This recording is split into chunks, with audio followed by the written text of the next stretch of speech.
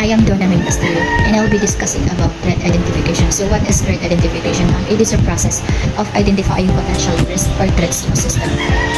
It involves evaluating vulnerabilities, weaknesses, and potential attack points. So this can be done using tools such as checklist and traceability links. In checklist, these are predefined list of common threats and vulnerabilities based on past experiences, standards, or best practices.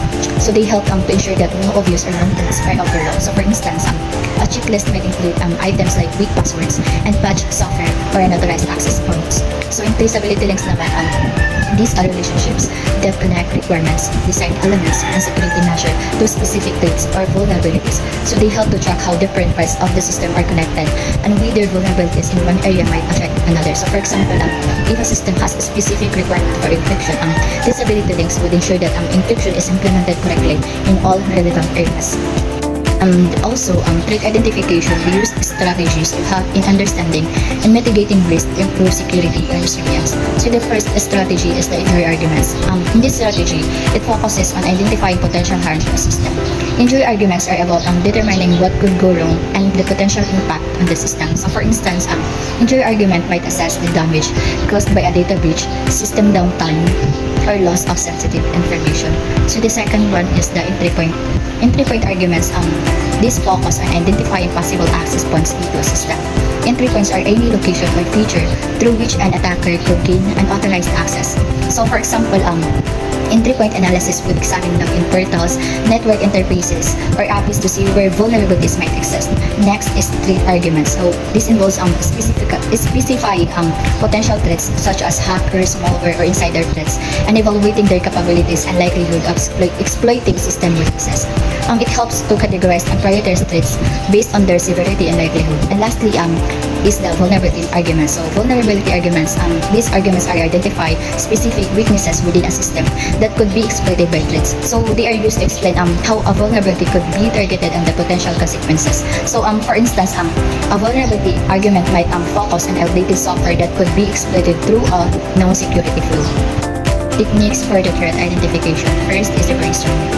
Gather a team of stakeholders, including security experts, system architects, and business leaders to discuss and identify potential threats. So the idea of gathering a team of stakeholders, including security experts, system architects, and business leaders, is to create a comprehensive multidisciplinary approach to identifying and addressing potential threats. So each member of this diverse team brings a unique perspective and set of expertise which helps ensure that no threat is overlooked.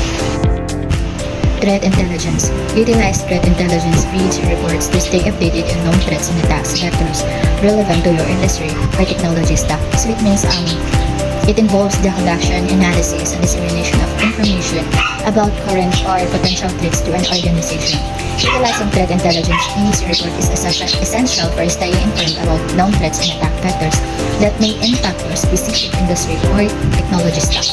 The third one is the scenario analysis. Create and analyze hypothetical attack scenarios to understand how different threats might impact the various system on the various conditions. So, conducting scenario analysis helps organization anticipate and prepare for potential threats, allowing them to strengthen their security posture and respond effectively to incidents. Regular updates and reviews ensure that the analysis remains relevant and effective in addressing evolving threats. The last one is the penetration testing. Conduct simulated attacks to identify potential threats and vulnerabilities. This can reveal how an attacker might exploit weaknesses in the system. So sa madaling salita, penetration testing, often referred to as pen testing, is a proactive security measure used to assess the security of a system, network, or application. The goal is to simulate real-world attacks to identify vulnerabilities that could be exploited by malicious actors. So for example, a web application. So an organization has developed a new e-commerce web application that handles customer data, including payment information. So to ensure its security, they engage a penetration testing team to assess potential vulnerabilities. Types of threats identified. First, the technical threats. It refers to risks that stem from vulnerabilities, flaws, or weaknesses in the technological components of information system. So So these threats can compromise the integrity, confidentiality, and availability of data and resources within an organization. Second, human threats. It refers to security risks posed by individuals, either intentionally or unintentionally, that compromise the confidentiality, integrity, or availability of the information system. When we say intentional threats, these involve deliberate action taken to compromise information systems. So for example, malicious insider threats. Employees or contractors who misuse their access to steal data or sabotage system. This can include leaking sensitive information or introducing malware. While unintentional threats naman, these arise from accidental action or oversight by individuals such as the human error. So the mistake made by employees such as misconfiguring security settings, accidentally sending sensitive information to the wrong recipient, or failing to apply security updates. The third one is the physical threats.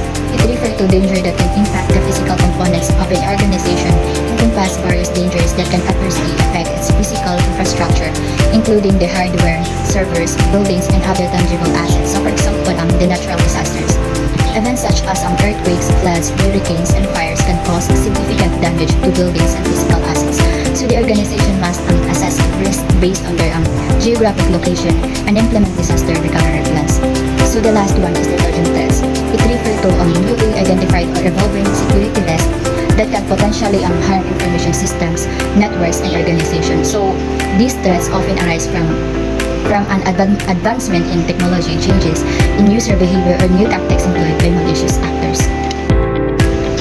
Best practices for threat identification. First, integrate threat intelligence.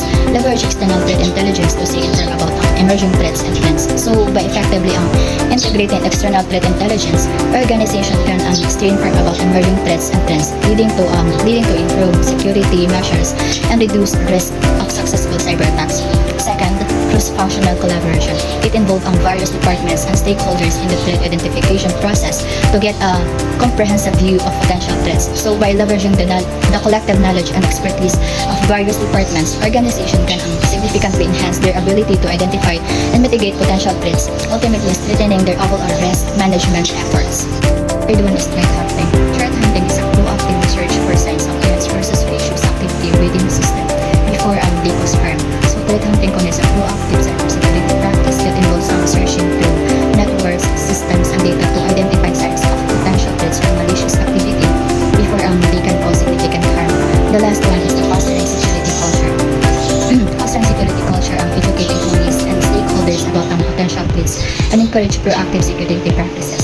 So by fostering a security culture within an organization, it involves creating an environment where security is shared responsibility and everyone is aware of potential threats and knows how to respond to them.